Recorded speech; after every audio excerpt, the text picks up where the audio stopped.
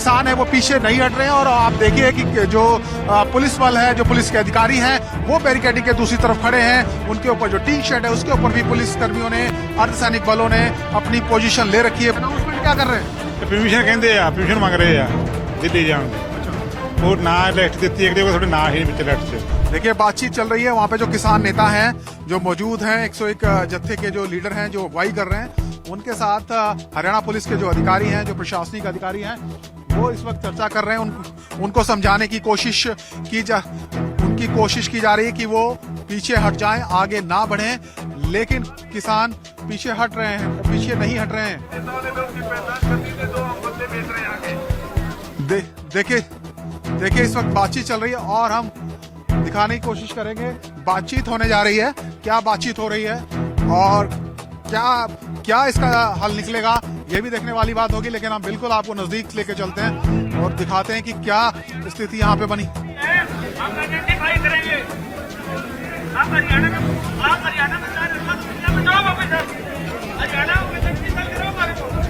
सरकार की जिम्मेदारी है। आप हरियाणा जाना चाहते हो? इस वक्त बातचीत लगातार चल रही है, किसान खड़े हैं और जो पुलिस है वो लगातार कह रही है कि आप पीछे जाएं, आपके पास अनुमति नहीं है। लेकिन किसान, जो 101 किसान है, वो अभी भी जमे हुए हैं। लगातार अनाउंसमेंट पीछे से हो रहा है, पोजीशन ले रखी है। पीछे से जो किसान है वो पीछे नहीं हट रहे हैं। और आप देखिए कि जो पुलिस बल है, जो पुलिस के अधिकारी हैं, वो बैरिकेडिंग के दूसरी तरफ खड़े हैं। उनके ऊपर जो टी शर्ट है उसके ऊपर भी पुलिस कर्मियों ने, अर्धसैनिक बलों ने अपनी पोजीशन ले रखी है। पूरी स्थिति का आकलन किया जा रहा है। और पहले भी हमने देखा था कि काफी समझाने की कोशिश पिछली बार भी की गई थी। और लगातार पुलिस कह रही है कि दिल्ली पुलिस की अनुमति के बिना किसी भी कीमत पर किसानों को आगे नहीं जाने दिया जा सकता, ऐसे उनके पास आदेश है। और अगर दिल्ली पुलिस की परमिशन नहीं होगी तो जाने नहीं दिया जाएगा। आज फिर से वही बात यहाँ पर दोहराई जा रही है। लगातार बहसबाजी हो रही है। किसान और जो पुलिस अधिकारी हैं, जो सिविल एडमिनिस्ट्रेशन है अंबाला डिस्ट्रिक्ट का, हरियाणा सरकार की तरफ से जो अधिकारी मौके पर हैं, वो किसानों से बात कर रहे हैं। माइक के जरिए अनाउंसमेंट हो रहा है, उन्हें बताया जा रहा है कि क्या स्थिति यहाँ पर है। तो आप देखिए ये स्थिति है यहाँ पर। हम आपको दिखा दें तस्वीरें। इस वक्त हम शंभू बॉर्डर पर ही मौजूद हैं। किसानों का दूसरा जत्था आगे बढ़ चुका है, लेकिन उनको एक बार फिर से रोक लिया गया है।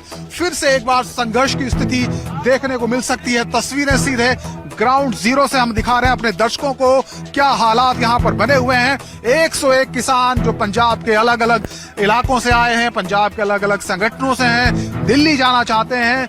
मांग यही कि एमएसपी की गारंटी दी जाए। किसान जो उपज उगाता है उसको एक एमएसपी जो मिनिमम सपोर्ट प्राइस है वो मिले और इसकी गारंटी दी जाए, सुनिश्चित की जाए। और इसी मांग को लेकर वो 13 फरवरी 2023 से यहाँ पर बैठे हुए हैं। पिछले कई महीनों से आंदोलन शांत था, लेकिन 6 दिसंबर के बाद से लगातार आंदोलन उग्र हुआ है। किसान उग्र हुए हैं। 6 दिसंबर को यानी कि एक दिन पहले ही यहाँ पर जमकर आंसू गैस के गोले चलाए गए, संघर्ष देखने को मिला, कई किसान इंजर्ड हुए। उसके बाद एक दिन का समय दिया किसानों ने और कहा कि हम चाहते हैं कि टकराव ना हो, बातचीत हो, केंद्र सरकार हल निकाले, मांगों पर वार्ता करे। लेकिन अभी तक कोई इनिशिएटिव नहीं लिया गया केंद्र सरकार की तरफ से। किसानों का ये कहना है कि वो इंतजार करते, लेकिन कोई नहीं आया उनसे बात करने, ना ही केंद्र सरकार, ना ही हरियाणा सरकार। और इसीलिए अब उनके पास कोई और रास्ता बचा नहीं है, वो दिल्ली जाएंगे। और दिल्ली क्योंकि निहत्थे वो जाना चाहते हैं, बिना किसी व्हीकल के जाना चाहते हैं, बिना ट्रैक्टर ट्रॉली के जाना चाहते हैं, तो इसमें सरकार को आपत्ति नहीं होनी चाहिए।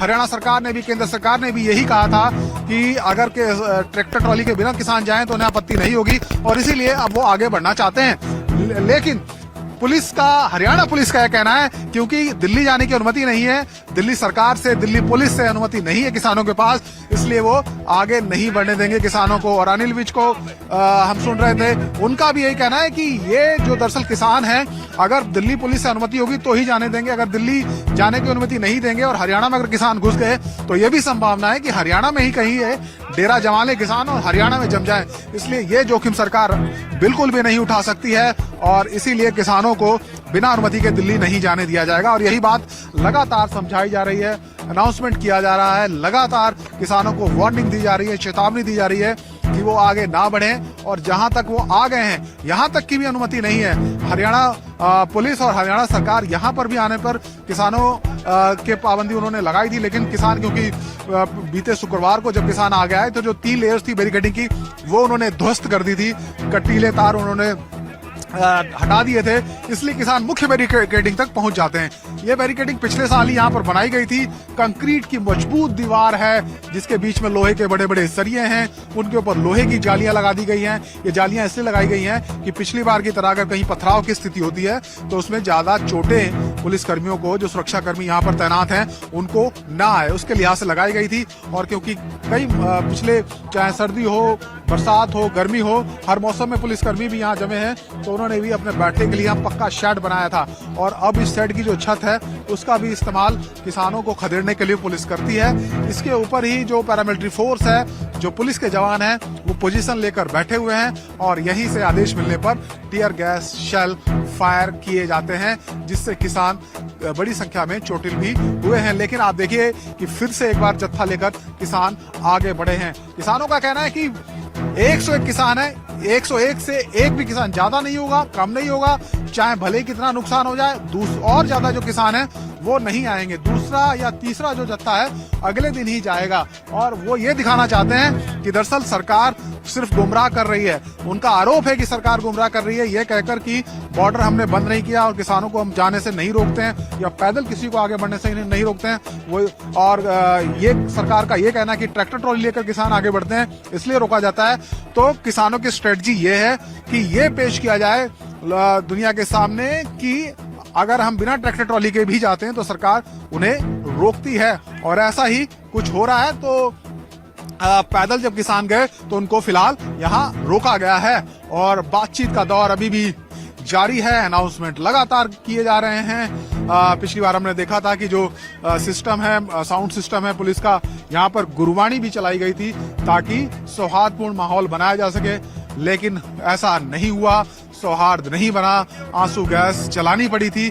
और आज एक बार फिर से जो किसान हैं उनको समझाने का प्रयास किया जा रहा है, उनको कहा जा रहा है कि वो पीछे रहें, आगे ना बढ़ें। और यहाँ क्योंकि बहुत ज्यादा टीयर गैस सेल चलाई गई थी, उसका असर देखिए आप 2 दिन बाद भी नजर आ रहा है। जब हम यहाँ पर खड़े हैं तो आंखों में उसका असर, उसका इम्पैक्ट जो है वो महसूस किया जा सकता है।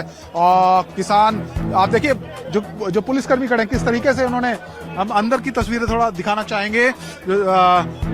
विजय नितिन को कहूंगा कि वो दिखाएं अंदर किस तरीके से पुलिस की तैयारी किस तरीके की है। जो पुलिस और पैरामिलिट्री फोर्स के जो जवान हैं, देखिए हर जवान के पास मास्क है, हेलमेट उन्होंने लगाया हुआ है, भले ही वो लोहे की जाली के पीछे खड़े हों, लेकिन पूरी जो तैयारी है पुलिस की वो यहाँ पर दिखाई देती है। और पिछली बार भी इसी तरीके से किसान खड़े थे, लगातार बातचीत हो रही थी, लेकिन अचानक ही जो बल प्रयोग है, टीयर गैस सेल है, वो चलाई गई, जिसके बाद एक तरीके से भगदड़ मची और किसानों को पीछे लौटने पर मजबूर होना पड़ा।